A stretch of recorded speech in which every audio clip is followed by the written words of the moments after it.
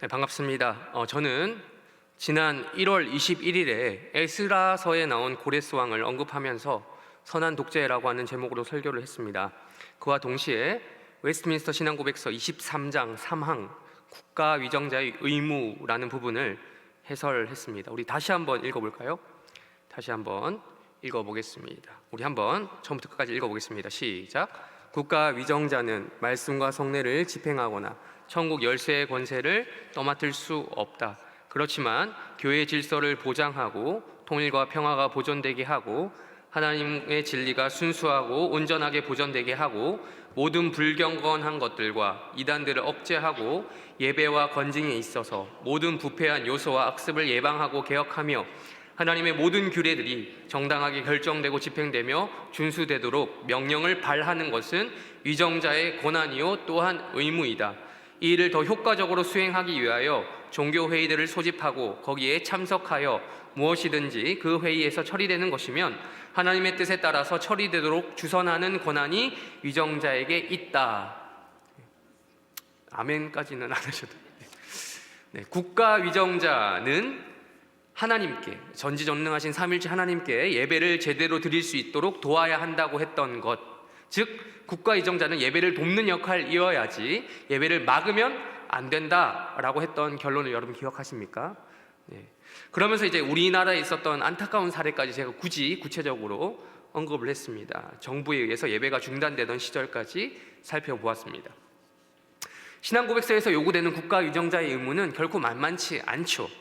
다시 한번 제가 그 내용을 이제 7가지로 요약을 해보자면 1번 교회의 질서 보장, 2번 교회의 통일과 평화 보존, 3번 하나님의 진리를 보존하는 것, 4번 이단 억제, 5번 예배와 권징의 올바른 시행을 통한 악습 예방 및 개혁, 6번 하나님의 모든 규례들을 정당하게 집행되도록 명령하는 것, 7번 종교회의를 소집하고 주관하는 것이라고 했습니다. 그러니까요, 이게 일종의 기독교 국가의 모델이다라는 거죠. 기독교 국가의 모델로서 이 정부에게, 즉 국가 위정자에게 이 의무를 수행할 권한이 있다. 권한이라고도 하고 책임이라고 할 수 있겠죠. 있다라고 말했던 것입니다. 물론 우리는 웨스트민스터 신앙고백서가 작성되던 시대의 배경을 고려해야 된다라고 제가 잠깐 말씀드리기도 했던 것을 기억하셔야 됩니다. 웨스트민스터 신앙고백서는 언제까지나 1640년경, 우리나라도 아니고 영국 1640년경에 영국이라고 하는 그때 당시 기독교 국가 및 형식적으로는 기독교 군주를 전제로 하는 특수한 배경 아래에서 작성이 되었다라는 것이죠.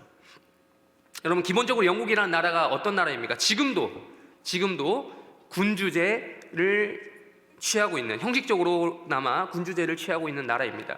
다들 아시겠지만 지금에도 영국에는 왕이 있습니다. 그렇죠?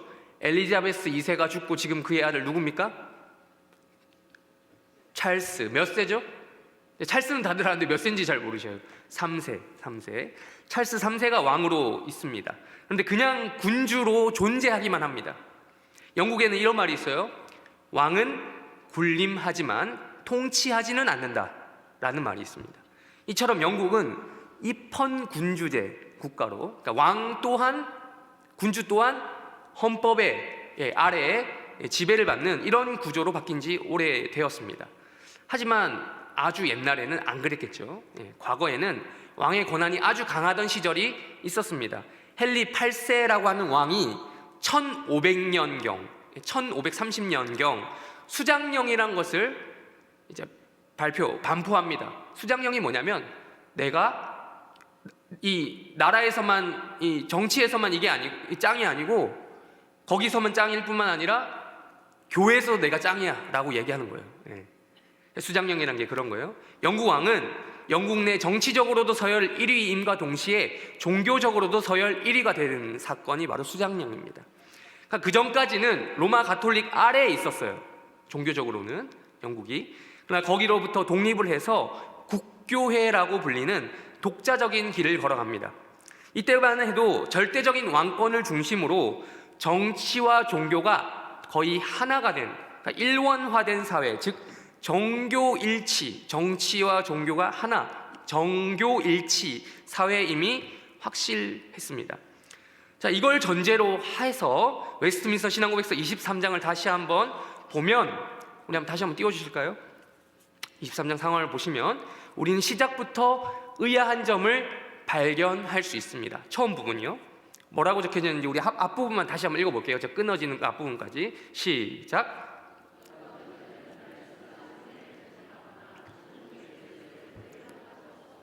자, 제가 지금 수장령을 얘기하면서 뭐라고 말씀드렸습니까? 수장령이라고 한 것이 반포가 된 이후로 사실상 영국 국왕이 로마 가톨릭으로 치면 교회의 1등 교황의 역할을 하게 된 셈인데, 국가 위정자가 말씀과 성례를 집행할 권한이 지금 있다고 합니까? 없다고 합니까? 없다고 하는 거죠. 천국의 열쇠의 권세를 맡을 수 있다고 합니까? 없다고 합니까? 없다. 잠깐만, 죄송합니다. 없다고 하죠? 네네, 없다라고 하죠. 네. 그러니까 이 권한은 다 로마 가톨릭으로 치면은 교황의 권한과도 같은 것인데, 영국 국교의 수장인 영국 왕의 권한이 되어야 마땅한 거죠. 수장령이 이제 시작이 되면. 그런데 지금 신앙고백서에서 뭐라고 하고 있냐면, 국가 위정자에게는 이 권한이 없다라고 얘기하고 있는 거죠. 그래서 1640년경, 지금 그러니까 아까 말씀드렸던 1530년경에서 지금 110년이 지나서 어떤 일이 있었는지 한 번 더 알아야, 한 번 더 점프해서 봐야 됩니다. 그러니까 이제 110년 정도가 되면, 제가 굳이 아까 찰스 몇 세인지 왜 물어봤냐면요, 1640년경에 왕 이름이 뭐였을까요? 찰스입니다. 찰스, 그때는 1세. 찰스 1세가 왕이던 시절에 이르게 되면 다음과 같은 문제가 발생하게 됩니다. 아주 강력했던 왕권을 자랑하던 그 시절이 좀 지나갔습니다. 한번 보여주실까요? 찰스 1세 시기에 왕권이 약화된 이유, 이 네 가지가 있습니다. 왕권 신수설이 뭔지 여러분 혹시 아십니까? 교과서에 다 나오는데, 이제 학생들, 왕의 권한은 누구에 의해서 보호를 받는다? 신에 의해서, 하나님에 의해서 보호를 받는다라는 게 왕권 신수를. 그러니까 내가 왕이에요. 그러면 내가 왕이면 내 권리는, 내 권한은, 내 권력은 누구로부터 온다? 하나님으로부터. 내가 그러니까 최고라는 거죠, 자기가. 그러니까 이거에 기반해 권위주의 통치를 했습니다. 근데 이것도 봐가면서 해야 되는데, 지금 그런 시절이 지나갔다. 110년 전에 그 상황이 아니라는 거예요. 지금 지나가고 있습니다. 두 번째, 의회를 강제로 해산하고 세금을 거두려 했던 재정정책이 있습니다. 이미 이때가 되면요, 찰스 1세가 되면 영국이 여러분 무슨 나라입니까? 어떤 정치에 그걸 했던 나라입니까? 여러분 잘 아시는, 우리나라도 이 주의죠. 무슨 주의? 민주주의 정치를 거의 영국이 이제 선두주자라고 할 수 있는데, 그러니까 의회가 있다라는 것이 민주주의라는 거잖아요. 그러니까 이 의회가 이미 이때 되면 아주 권위가 커지게 되는데, 이 의회를 강제로 해산을 합니다. 자기 마음에 안 든다고. 그리고 해산시키고 세금을 억지로 거두려고 했습니다. 이러한 재정 정책을 펼쳤습니다. 돈이 없으니까 이렇게 한 것까지는 이해가 되는데, 이게 자충수가 되죠. 3번, 국교의 중심. 아까 말씀드렸던 수장령 이후로 영국의 공식적인 종교는 국교회인 거예요. 나라 종교예요. 국교의 중심 종교 정책으로 인해서 청교도들과의 갈등이 일어나게 됩니다. 청교도가 어떤 사람들인지는 뒤에서 또 설명을 드리겠습니다. 4번, 스코틀랜드를 침범합니다. 이제 스코틀랜드가 원래는 잉글랜드와 영국이라는 나라가 이제 4개 나라가 합쳐진 나라잖아요. 근데 이제 가장 대표적으로 남쪽의 잉글랜드와 북쪽의 스코틀랜드가 사이가 안 좋았는데, 어쨌든 왕이 이제 한 명이 되는 거예요. 왕이 한 명이 되면서 이제 억지로 병합이 됐는데, 스코틀랜드에서 자꾸 이제 대드는 거예요. 대드니까 거기에 전쟁을 하게 쳐들어가서 이제 혼내주려고 들어갔다가, 특별히 스코틀랜드의 장로교 중심으로 이 전쟁을 하다 보니까 의회 권력이 다시 강화됩니다. 왜? 왕에게는 전쟁을 수행할 만한 돈도 없고 군대도 없는 거예요. 부족한 거예요. 그러다 보니까 의회가 다시 한번 돈을 가지고 있는, 재정권을 쥐고 있는 돈이 많은 귀족들, 그리고 어쨌든 이런 사람들의 권력이 다시 강화되기 시작하는 거죠. 어쨌든 이러한 이유로 절대 왕권이라고 하는 것이 급속도로 흔들리게 됩니다. 결국 왕당파, 우리는 왕편, 우리는 의회편, 왕당파와 의회파 군대가 서로 충돌하게 됩니다. 이제 이렇게 돼서 영국 내에, 잉글랜드 내에 내전이 발생하게 됩니다. 이걸 이제 교과서에서 우리 학생들 배운 사람도 있겠죠. 청교도 혁명이라고 부릅니다. 이러한 상황에 발생하게 되는 것이죠. 그러던 와중에 소집된 의회에 의해서 웨스트민스터 총회가 소집이 되고 거기에서 뭐가 쓰여졌을까요? 우리가 잘 아는 웨스트민스터 신앙 고백서가 작성이 된 겁니다. 즉 제가 뭘 말씀드리려고 하냐면 왕권이 강한 시대에 쓰인 것이 아니고 왕과 의회가 싸우던 시절, 그리고 그 상황 속에서 의회의 권한이 강하던 시기에 작성되었기 때문에, 다시 한번 그 문구 보이시죠? 국가위정자. 네, 요 수장령이 약간 좀 무시되는 듯한, 국가위정자는 이걸 할 수 없다라는 문구가 사용되었다라는 것이죠. 여러분이 이 배경을 좀 아셔야 된다. 그러나 이렇다고 해서 웨스트민스터 신앙고백서에서 수장령의 의미를 전면 부정한 것은 또 아니었다는 것을 여러분 아셔야 됩니다. 제가 아까 7가지 권한 말씀드렸잖아요. 7가지. 혹은 뭐 권한이라고도 할 수 있겠고, 책임이라고도 할 수 있겠고, 의무라고도 할 수 있겠죠. 7가지가 있습니다. 웨스트민스터 총회는요, 왕에 의해서 소집된 것이 아니라 의회파가 중심이 되어서 모였지만 국가 위정자에게 모든 권한은 없다, 박탈, 뭐 이런 식으로 완전히 그 권한을 부정하지는 않았습니다. 이는 곧 완전한 정교 일치도 아니고요, 완전한 정교 분리, 일치도 아니고 분리도 아니고 약간 둘 사이에 있는 약간 긴장 상태, 과도기적 모습을 가지고 있다라고 할 수 있겠습니다. 아무튼 그 이후로 어떻게 됐냐면, 이 찰스 1세가 어떻게 끝을 맺는지 아십니까? 왕당파가 지거든요. 전쟁에서 지면 어떻게 돼요? 죽음밖에 없죠. 그 시절에는 단두대에서 처형을 받습니다. 왕이. 청교도 혁명은 성공한 것처럼 보였지만 결국 최종적으로 좋지 않은 결과로 끝나게 되었고, 다시 왕이 돌아오는 왕정 복고로 이루어지게 됩니다. 그런 다음에 이제 세월이 흐르면서 영국에도 뭐 이 시절이 많이 지났잖아요. 지나면서 종교를 관용해주자, 그리고 뭐 인권법 같은 것들이 이제 1900년대 들어오면서 종교의 자유가 허용되게 된 것입니다. 자, 여러분, 우리가 역사를 왜 배웁니까? 과거에 있었던 그것을 통해서 지금 우리에게 무언가 주는 메시지가 있기 때문에 배우는 것이죠. 우리의 관심사는 남의 나라 영국 그 자체가 되려고 지금 우리가 이거 한 게 아니잖아요. 우리의 형편과 이어질 수 있어야 되는데, 이 웨스트민스터 신앙고백서 23장 3항을 있는 그대로 우리나라 형편에 대입시킬 수는 없잖아요. 그래서 우리가 살고 있는 대한민국 헌법에서는 이 종교에 대해서 어떻게 이야기하고 있는가? 대한민국 헌법 제20조 한번 읽어보겠습니다. 시작. 2번. 네, 2번이 아니고 2항인데 2번이라고 했네요. 네. 1항에서는 모든 국민은 종교의 자유를 가진다. 2항에서는 국교는 인정되지 아니하며 종교와 정치는 분리된다라고 말하고 있습니다. 그렇습니다. 우리 대한민국은 헌법에서 정교 분리를 명시적으로 말하고 있습니다. 그렇기 때문에 종교에 있어서 국가 위정자의 의무와 권한을 무려 7가지나 7번까지 말하고 있는 웨스트민스터 신앙고백서와는 사뭇 다르다라고 할 수 있겠습니다. 우리 대한민국 헌법은 기본적으로 근데 어디에 영향을 받았냐면요, 1700년대 우리나라는 그때 뭐였죠? 1700년대 조선시대 뭐 헌법 같은 건 없었겠죠. 뭐 나름의 그 법은 있었겠죠. 조선시대 때 법은 있었겠지만 대한민국 헌법은 기본적으로 1791년에 확정된 미국 수정헌법 제1조의 영향을 받은 것으로 보입니다. 수정이라고는 하지만 미국 헌법, 수정헌법은요, 그건 이제 기존 헌법을 만들고 난데 얼마 안 돼서 좀 추가시킨 추가판이에요. 에디션. 그걸로 봐야 되는데, 우리 수정헌법 1조를 한번 보실까요? 1조 한번 읽어보겠습니다. 수정헌법 1조 시작. 의회는 국교를 정하거나 또는 자유로운 신앙행위를 금지하는 법률을 제정할 수 없다.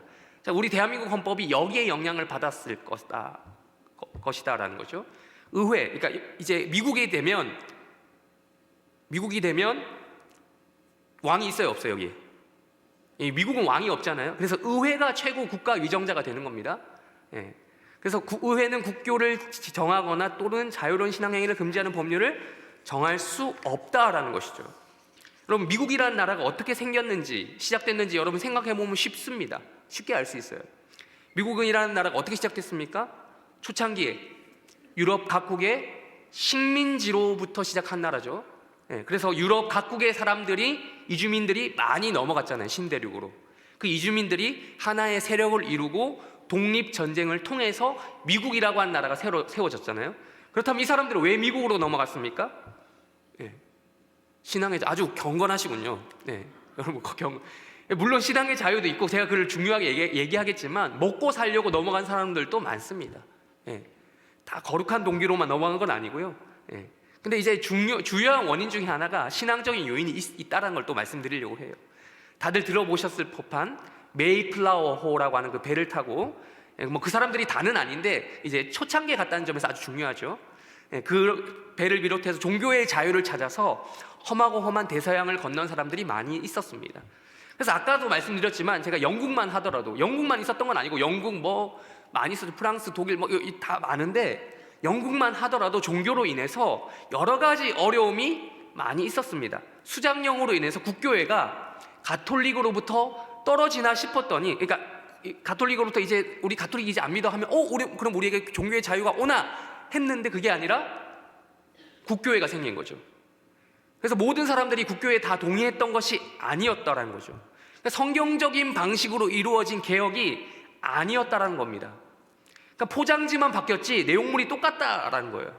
가톨릭이나 국교회나 느끼기에 속된 말로 요즘 속된 말 택가리 뭐 이런 말 들어보셨어요?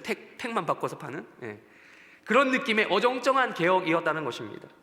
여전히 거룩함과는 관계없는 가톨릭 특유의 형식적인 것, 형식주의, 그리고 수직적인 구조, 그걸 가지고 있었던 국교회에 반발했던 그룹이 바로 영국에 있었던 그 유명한 청교도입니다. 청교도, 퓨리탄. 우리 청교도 한번 띄워주실까요? 청교도. 우리 한번 읽어보겠습니다. 깨끗한 척 그 전에요. 시작. 교회를 조롱조로 부르던 명칭. 이 사람들을 이제 그 얼마나 깨끗하나 뭐 이런 식으로 이제 조롱조로 퓨리탄이라고 불렀다라는 겁니다. 나중엔 이게 아주 영광스러운 명칭이 됐지만 이런 비슷한 얘기가 성경에 또 나오죠. 우리 사도행전 보겠습니다. 읽겠습니다. 사도행전 11장 말씀 읽겠습니다. 시작.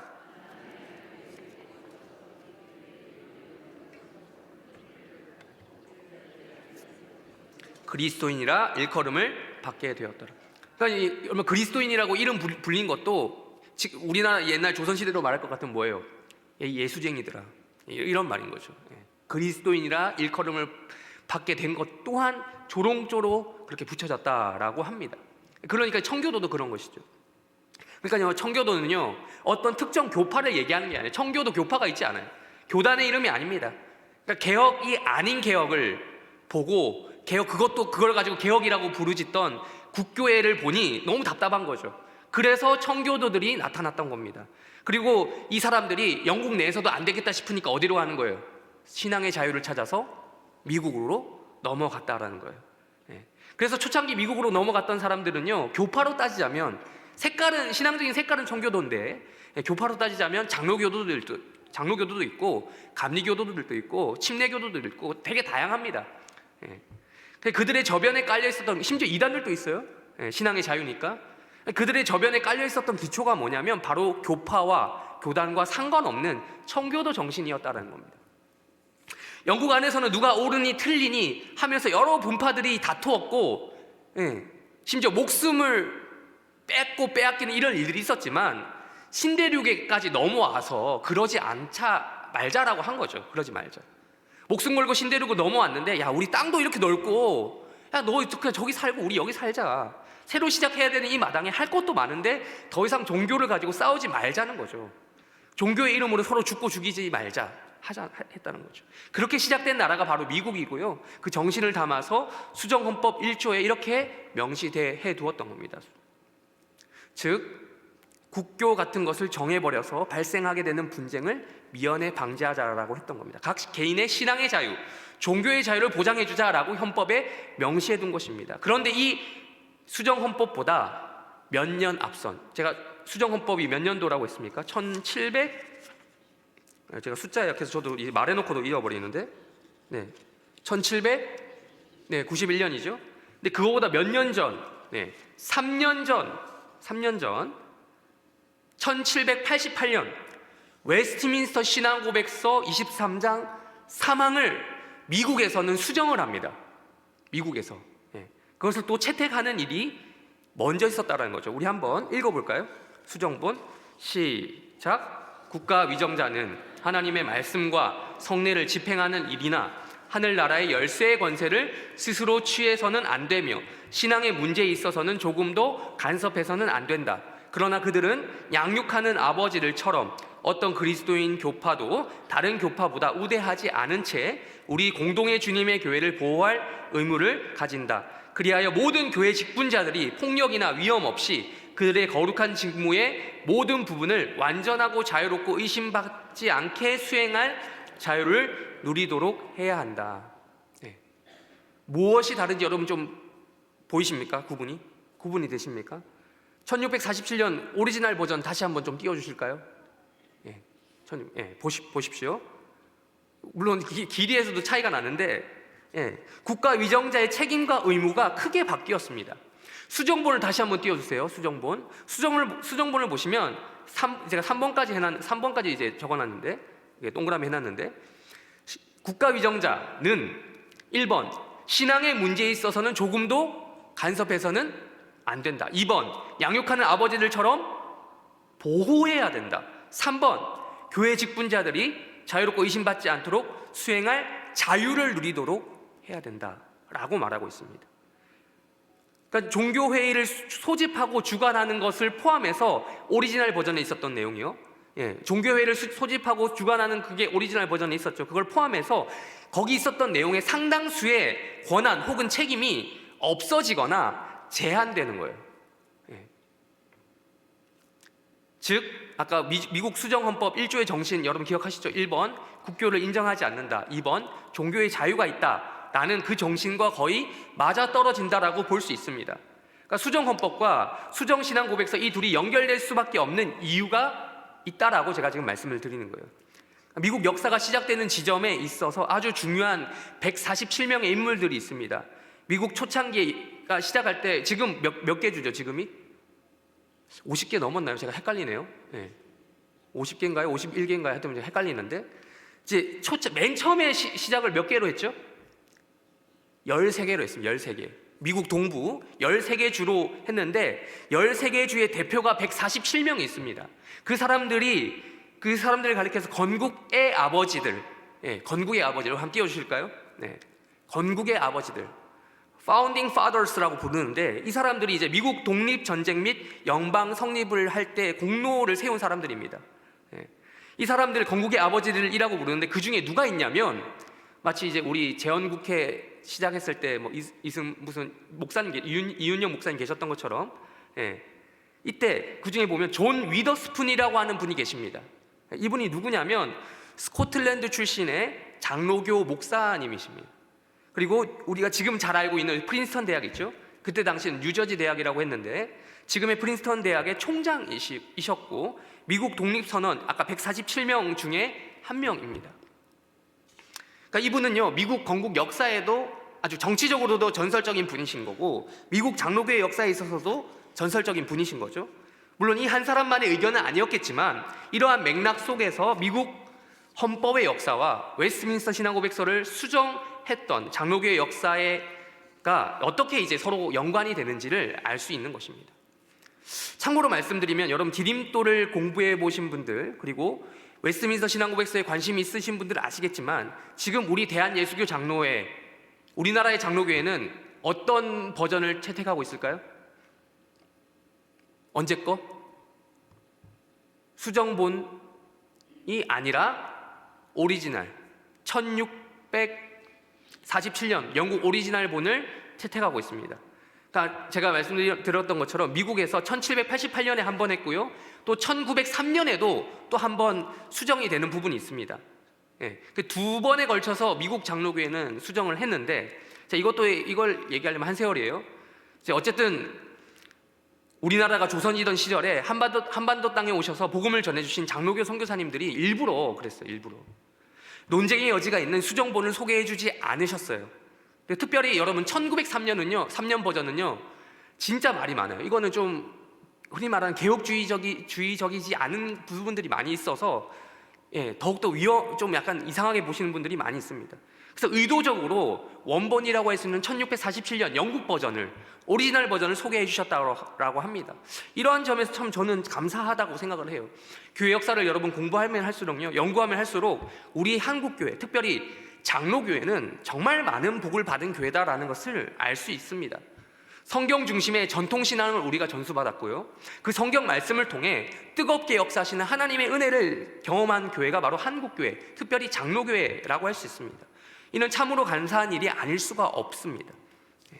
다시 돌아가서요, 미국의 헌법이나 미국 헌법에 영향을 받은 우리나라 헌법이나 동일하게 종교의 자유, 그리고 정교 분리의 원칙을 이야기하고 있습니다.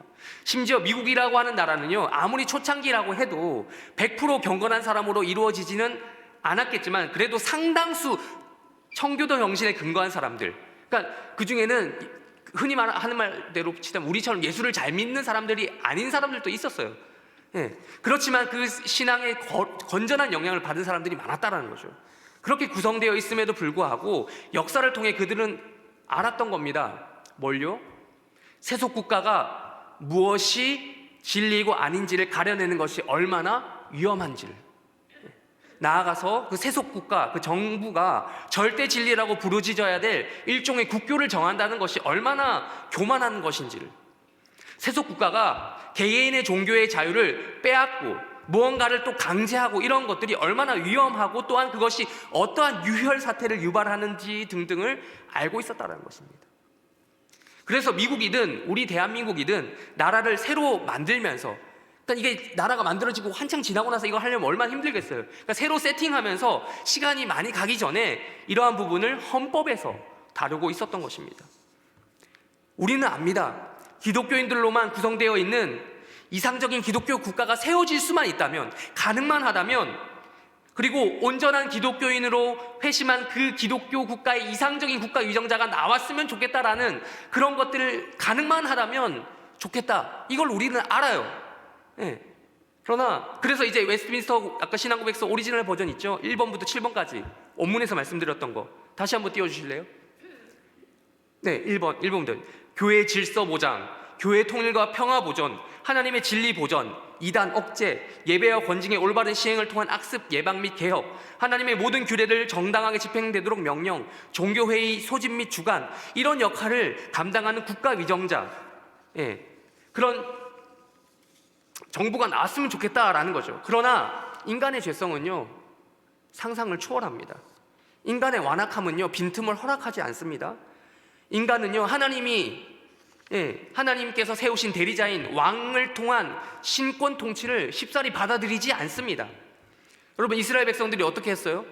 굳이 성경 찾지 않겠습니다만 이스라엘 백성들이 그렇게 왕을 원해서 왕을 세우지 말라고 하나님 얘기하셨는데 왕을 세워달라고 요청해서 세웠더니 어떤 일이 일어납니까?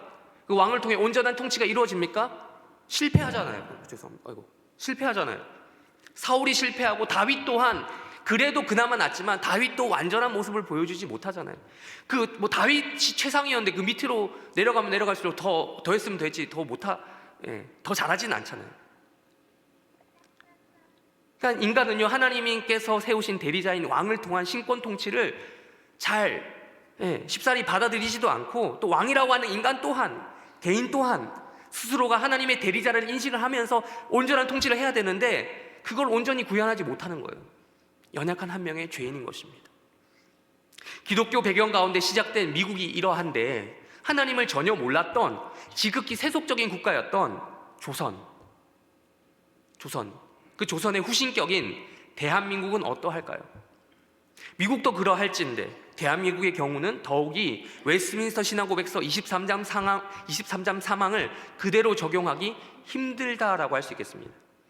대한민국 헌법에서도 명시하고 있듯이 정교 일치가 허용되지 않을 뿐만 아니라 구현 불가능한 것입니다. 예수님이 재림하시기 전까지는. 그렇기 때문에 더더욱 지켜져야 될 것이 정교 분리의 원칙입니다. 정교 분리의 원칙. 오해하지 마십시오. 오늘 제가 말하고자 하는 것이요, 지금 제가 말하고자 하는 정교 분리가 흔히 여러분 인터넷 댓글이나 혹은 혹자의 말을 통해서 자주 들을 수 있는, 심지어 이거는 교회 다니는 사람들이 더 이런 말 더 자주 해요.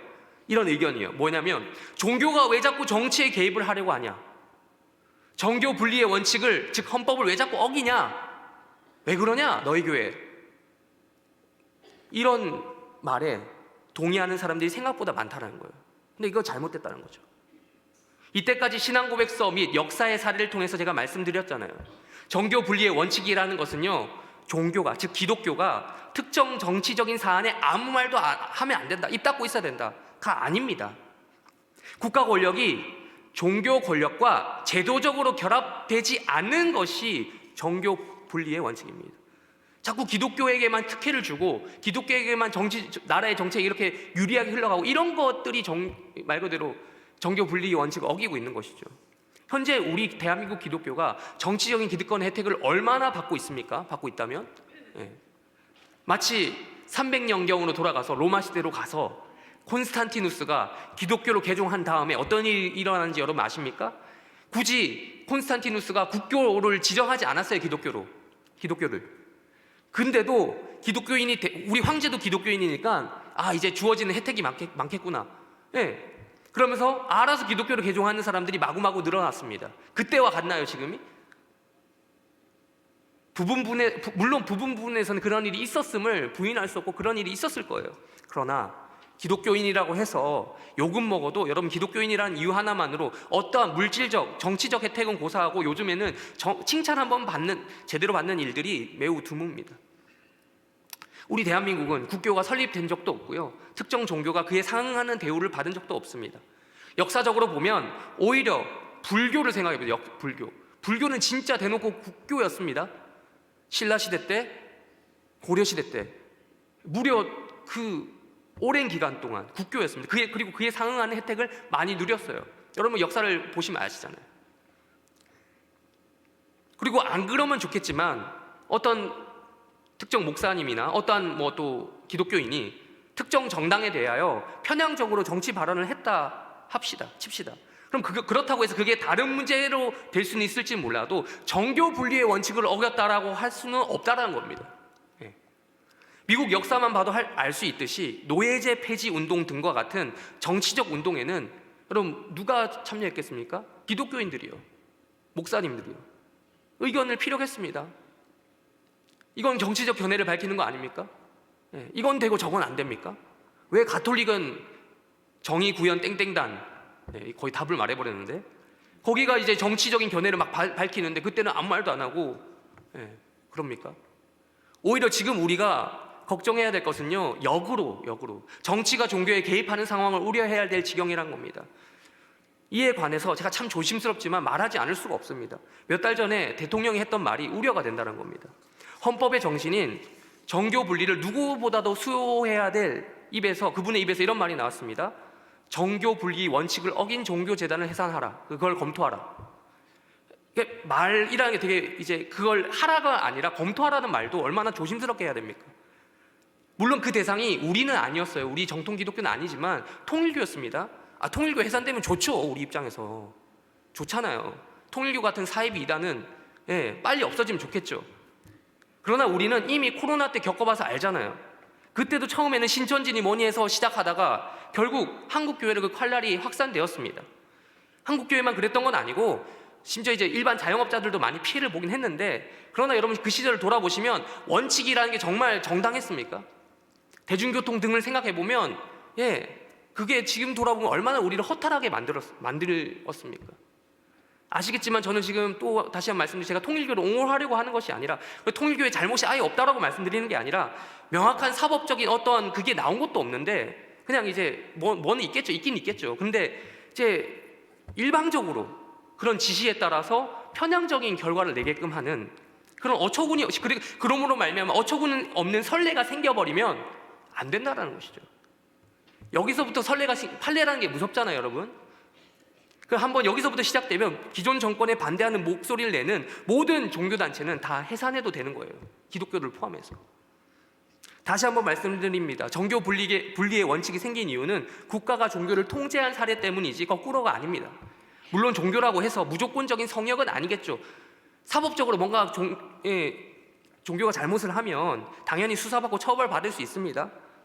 예를 들면 저 이단 중에 진짜 나쁜 이단들 예를 들면 집단으로 생계를 포기하게 만들고 재산을 내게 만들고 뭐 심지어 집단적으로 누구를 죽이고 뭐 이런 일들, 그런 것들은 당연히 좀 극단적인 예시를 들었지만 그건 아무리 종교라고 하더라도 일반 법을 위반한 것이기 때문에 국가가 개입해야 되고 처벌을 해야 됩니다.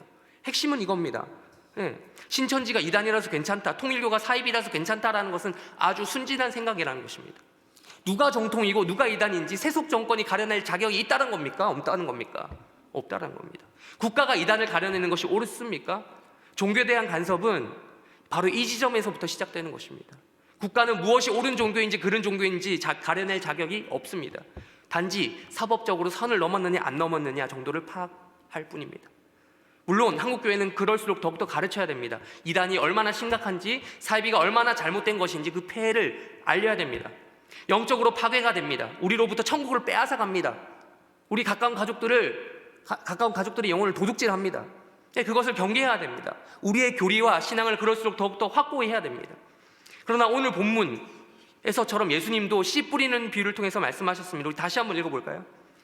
길지만 마태복음 13장 24절부터 30절까지 다시 한번 읽어보겠습니다. 시작. 예수께서 그들 배에 또 비유를 들어 이르시되 천국은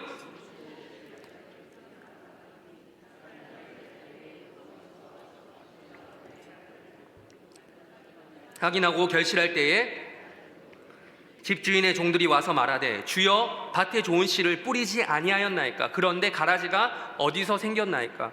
주인이 이르되 원수가 이렇게 하였구나. 종들이 말하되 그러면 우리가 가서 이것을 뽑기를 원하시나이까? 주인이 이르되 가만두라. 가라지를 뽑다가 염려하노라. 둘 다 추수 때까지 함께 자라게 두라. 추수 때에 내가 추수꾼에게 말하기를 가라지는 먼저 거두어 불사르게 단으로 묶고 곡식은 모아 내 곡간에 넣어라 하리라. 아멘. 주인이 뭐라고 했다고요? 29절 가만두라고요. 자랄 때까지 가만두라고요. 언제 뽑는데요? 추수할 때 뽑는다. 천국이 즉 임할 때, 즉 예수님이 다시 오실 때 종말 때 뽑는다고요. 가라지, 이단은 가만히 내버려두라. 가라지도 자라날 자유는 있다라는 겁니다. 오늘 설교 제목처럼 이것이 예수님의 논지입니다. 한 번에 다 또 뽑지 않는 이유를 예수님께서 말씀하셨습니다. 29절 다시 한번 읽어볼까요? 29절 시작. 주인이 이르되 가만두라. 가라지를 뽑다가 곡식까지 뽑을까 염려하노라. 가라지 뽑다가 곡식, 알곡까지 뽑을까 염려하신다는 겁니다. 그렇습니다. 완전하지 않은 이 땅에서 살아가는 우리의 모습이 이렇습니다. 가라지와 알곡을 여러분 구별할 수 있습니까? 구별이 잘 안 되잖아요. 그러니까 가라지라고 하는 것 자체가요, 찾아보니까 알곡하고 구별하기 매우 어려운 잡초. 그러니까 처음에는 풀 단계잖아요. 그걸 구별을 못 한대요. 근데 자라면서요 구별을 어느 정도는 할 수 있다라고 합니다. 그런데 그걸 알고도 그때 되면 안 뽑는다고 합니다. 그게 상식이라고 해요, 농부에. 그러니까 아무리 이단이 잘못되었어도 그걸 가려내는 건요, 그걸 최종적으로 뽑아내는 건 하나님의 몫입니다. 마지막 날에. 세속 정권의 몫도 아니고요, 우리의 몫도 아닙니다. 처음에는 분별조차 힘들지만 갈수록 분별이 되긴 됩니다. 이단의 교리를 우리가 잘 알게 됩니다. 나쁜 게 뭔지. 웨스트민스터 신앙고백서로 대표되는 우리의 교리를 배우다 보면 또 뭐가 잘못됐는지, 이단인 것인지 알게 됩니다. 그러나 아무리 잘 알게 된다 하더라도, 분별이 된다 하더라도 이거는 힘 대 힘으로 그런 방식으로 해결할 수 있는 문제가 아니라는 것입니다. 아닌 것은 아닌 건데 이걸 힘을 줘서 뽑으려고 하면 반드시 문제가 생깁니다. 알곡까지 손상이 갑니다. 문제는 뭐가 뭔지, 정확히 어디까지가 알곡이고 어디까지가 가라지인지 모른다는 거예요. 그러니 알곡이 상할 수 있다는 거죠.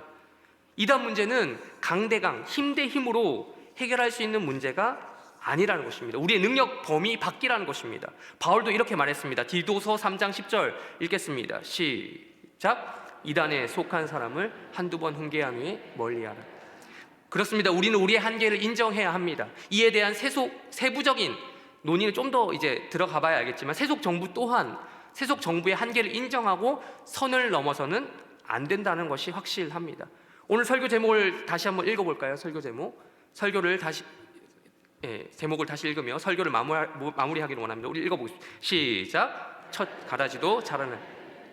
첫째, 가라지도 자라날 자유는 있다. 둘째, 마찬가지로 알곡도 자라날 이유가 있습니다. 우리에게는 삼위일체 하나님을 예배할 자유가 있습니다. 우리는 어떠한 상황 속에서도 이렇게 모여서 하나님을 예배할 자유가 있습니다. 마찬가지로 알곡을 모아드릴 자유도 있습니다. 우리가 뭐가 가라지인지 뭐가 알곡인지 모르는 판국에서 일단 알곡을 모아야 될 거 아닙니까? 알곡으로 판단되는 모든 것들을 모아야 될 것 아닙니까? 키워야 될 것 아닙니까? 뭐가 가라지인지 모르는 상황 속에서 하나님을 예배할 그런 알곡으로서의 자유가 있고 또 다른 알곡을 모아드릴 자유가 있습니다. 예수를 믿는다는 것은 지금처럼 평온한 상황 속에서 그렇지 않은 상황 속에서나 어떠한 상황 속에서도 목숨 걸고 하나님을 예배하는 것입니다. 부디 갈수록 신앙생활을 하기 어려워지는 이 시대입니다. 이런 시대 가운데 오늘 찬송가 우리 눈을 들어 하늘 보라 불렀던 것처럼 눈을 들어 하늘을 보고 하나님의 도우심을 구하는 자들이 되시기를 주님의 이름으로 축원합니다. 하나님의 백성들이 되기를 바랍니다. 마지막 날에 우리 주님께서 모든 것을 심판하실 것입니다. 우리 마지막으로 30절 읽고 마치겠습니다. 30절 다시 한번 읽겠습니다. 시작. 둘 다 추수 때까지 함께 자라게 두라. 추수 때에 내가 추수꾼에게 말하기를 가라지는 먼저 거두어 불사르게 단으로 묶고 곡식은 모아 내 곡간에 넣으라 하리라. 기도하겠습니다. 하나님 아버지, 우리 신앙의 선배들이 완벽한 롤모델로서 국가위정자의 롤모델로서 웨스트민스터 신앙고백서 23장 3항에 그렇게 7가지 내용을 적어놨습니다. 그러나 이것이 이 땅에서 구현되기라 매우 힘듦을 우리가 압니다. 교회 질서 보장부터 시작해서 모든 종교회의 소집 및 주관 이런 것까지 이루어지기라 매우 힘듭니다. 그러나 우리는 기대합니다. 우리 주님 다시 오셔서 이러한 국가위정자로서의 하나님 나라의 국가위정자로서의 역할을 감당하실 것을 우리는 믿습니다. 그것을 믿는 자들 될 수 있도록 도와주시옵소서. 감사하며 예수님의 이름으로 기도합니다.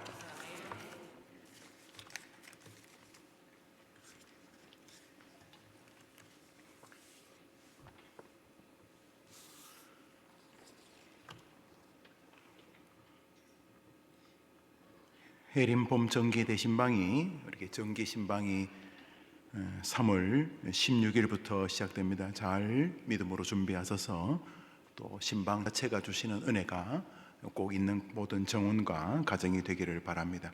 학습 세례 입교 문답 교육이 있습니다. 3월 15일부터 3월 한 달 내내 진행이 되는데 학습과 세례를 받을 본인이거나 혹은 학생 혹은 가족이 있으면 권유해서 이번 2026년 봄에 학습 세례를 받을 수 있도록 아주 축복된 시간에 그들이 참여할 수 있도록 격려해 주시기를 바랍니다.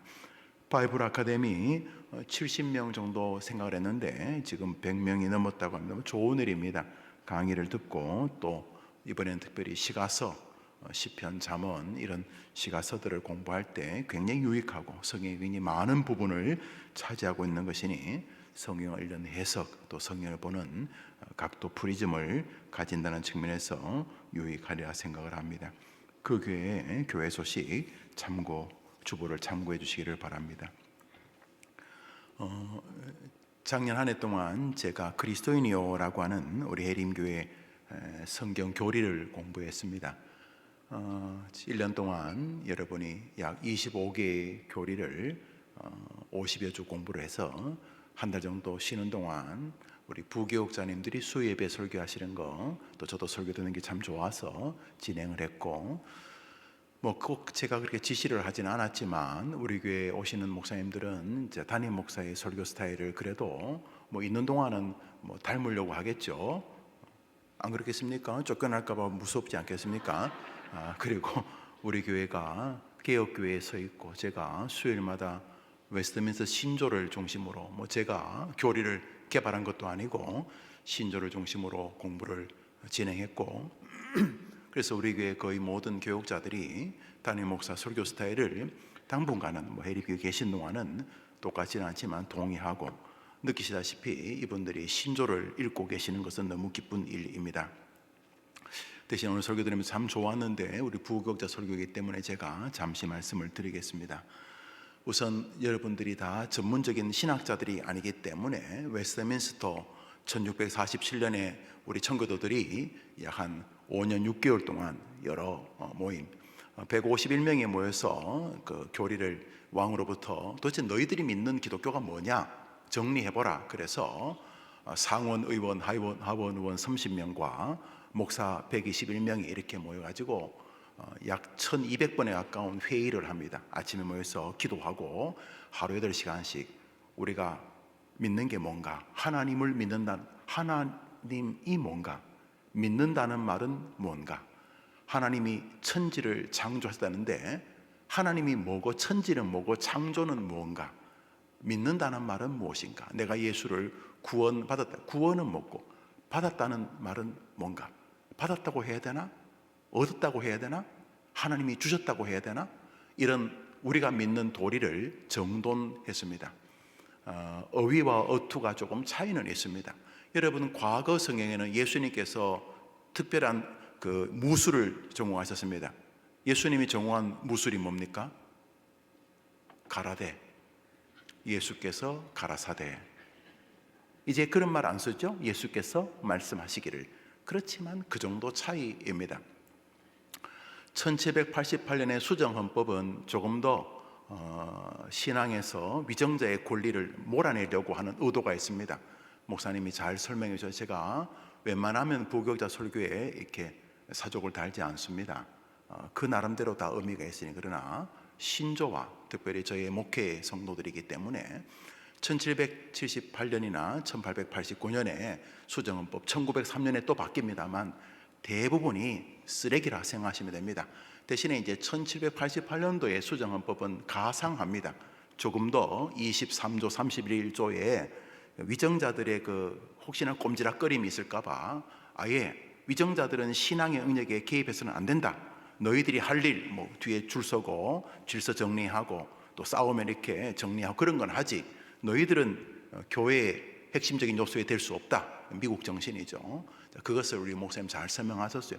시간이 지나면서 거꾸로 정교 분리라고 하는 황당하기 짝이 없는, 그래서 교회는 정치에 개입하면 안 된다는 이런 거의 정말 죄송하지만 쓰레기류의 교리죠. 이 시대 사람들은 또 자기들이 지지하는 정파에 따라서 그렇게 갖다 붙이는데, 정교 분리라는 말은 최근에 우리나라에 쓰는 말은 일본 사람들이 쓴 말입니다. 자꾸 기독교인들이 신앙을 가지고 독립운동하니까 예수나 믿으라, 뭐 자꾸 독립운동하냐, 그래서 교회가 일본이 하는 거 자꾸 방해하지 마라 라는 의미로 정교 분리를 썼고, 우리나라 정권들도 선택적으로 자기들이 하는 것을 교회가 자꾸 방해하지 말라는 말인데, 헌법은 전혀 다르다. 그래서 우리는 어떻게 기독교인이 정치와 분리가 됩니까? 껌 하나 사는데도 정치가 있고, 뭐 정치인들에 의해서 소유값이 오르고 내리기도 하고, 무슨 집값이 오르고 내리기도 하고, 뭐 다 이런 게 정치를 분리할 수는 없죠. 그러니까 좋은 말입니다. 그러나 1788년이나 1886년도나 또 1903년도에 변경된 일령 웨스트민스터 신조 수정본은 우리 교단은 받아들이지 않습니다. 1788년도 것은 조금 가상한 면이 있습니다만 그 밑바닥에 예정설에 대한 불편함도 조금 담겨져 있는 것으로 보입니다. 그러니까 여러분들은 필요 없는 것은 안 하셔도 되는데, 우리 목사님께서 열심히 준비하시다 보니까 웨스트민스터 신조도 안 읽는데 수정본까지 하니까 읽으려는 마음을 완전히 포기하게 만들겠다 싶은데, 그저 여러분이 참고하시면 되리라 생각을 합니다. 정치에 관한 것인데, 대통령께서 뭐 나름대로 이런저런 이유로 정치에 대해서 말하면서 종교가 정치에 이상하게 관련하면은 뭔가 해산을 한다든지 이유가 아마 특정 이단 종교를 말씀하신 것으로 보이지만, 우리가 이전에 코로나 사태를 보면서 그것이 뭐 그런 국민들 대부분이 동의하지 않는 이단류가 아니라 국민들이 꽤 많이 영향을 받는 혹은 그룹들이 본인의 정치 성향에 우호적이거나 비우호적일 때 이 정교 분리라는 것을 이제 그냥 자유롭게 쓰시는 말씀으로 염려한 것 같습니다. 그러나 주의해야 될 일은 강단에서 대통령께서 하시는 모든 의견을 우리가 다 모르고 일부분 옳을 수도 있고 그럴 수도 있으니까 여러분들이 잘 상고하시면 되리라 생각을 합니다. 오늘 목사님께서 신조를 중심으로 설교를 준비하신 거 너무 감사하고 앞으로도 그렇게 잘 준비하여 주시되, 우리 교회가 오직 말씀이라는 말 안에는 제가 웨스트민스터 신조를, 그리고 107개의 소요리 문답을, 196개의 대오리 문답을 우리의 신앙으로 그대로 수납합니다. 저는 그 신앙을 가지고 있어요. 그래서 저는 칼빈주의자고, 저는 예정론을 그대로 믿습니다. 그대로 믿지만 저도 다 이해를 못합니다. 그러나 내가 이해하는 게 중요한 게 아니죠. 성경에 제가 이해하는 게 사실은 소수입니다. 하나님이 태초에 천지를 창조하신 것을 내가 믿을 뿐이지, 나는 하나님도 잘 모르고 태초도 잘 모릅니다. 천지는 더더욱 모르고 창조도 잘 모릅니다. 그렇지만 제가 100% 수납하는 것은 저의 무식의 한계를 그대로 인정하는 것이죠. 그런 것처럼 신조 안에 모든 답이 있지 않습니다.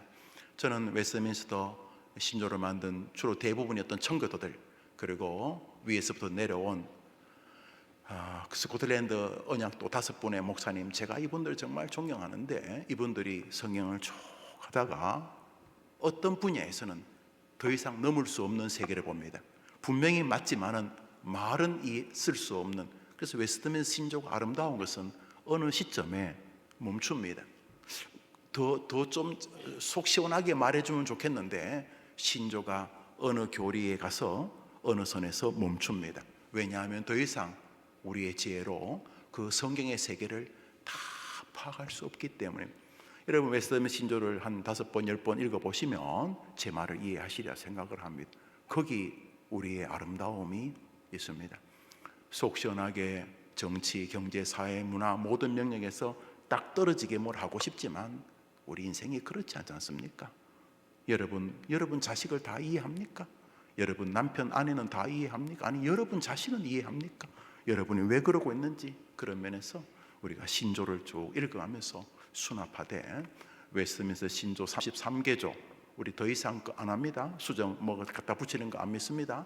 웨스트민스터 33개조, 소요리 문답 107개조, 대오리 문답 196개조, 우리는 이것을 예배합니다. 이제 목사들은 그 즈음에 있던 예배 모법이나 몇 가지 치리서도 받아들이지만 우리 성도님들에게는 그렇게 유익한 건 없습니다. 그렇죠? 우리는 핸드폰 쓰면 되지, 핸드폰 만드는 안에 그 칩은 어떻게 하고 우리는 모르지 않습니까? 그런 것처럼 여러분들이 신조와 소요리, 대오리 문답을 잘 이해하시면 되리라 생각합니다. 우리 모든 목사님들은 강단에서 정치적 성향의 말씀을 할 수 있는 고난을 제가 드리지 않았다는 말씀을 한 번 더 말씀으로 전하겠습니다. 제가 한번 기도하겠습니다.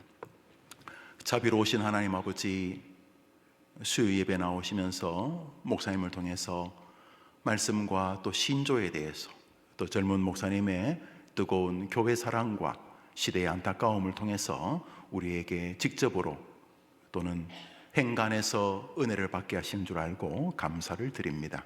더 말씀에 굳게 선 우리 모든 교육자들이 되게 하여 주옵시고, 웨스트민스터 신조, 성경에서부터 마지막 하나님의 심판과 주님의 종말에 이르기까지 말씀과 신조에 익숙한, 말씀에 익숙한 에스라 같은 학사 목사님들 다 되게 도와주시고, 강단에서 주님과 영혼들을 사랑하는 지금까지 그랬던 것처럼 더 귀하게 쓰임받게 해 주옵소서. 수예배 나오며 헌금을 드리니 헌금을 받아 주옵소서. 이런저런 제목을 가지고 기도하는 모든 성도님들의 기도에 응답해 주시기를 예수님의 이름으로 기도합니다. 아멘. 하늘에 계신 우리 아버지여, 이름이 거룩히 여김을 받으시오며 나라의 마옵시며 뜻이 하늘에서 이룬 것 같이 땅에서도 이루어지이다. 오늘날 우리에게 일용할 양식을 주옵시고, 우리가 우리에게 죄 지은 자를 사하여 준 것 같이 우리 죄를 사하여 주옵시고, 우리를 시험에 들게 하지 마옵시고 다만 악에서 구하옵소서. 대개 나라와 권세와 영광이 아버지께 영원히 있사옵나이다. 아멘. 기도합시다.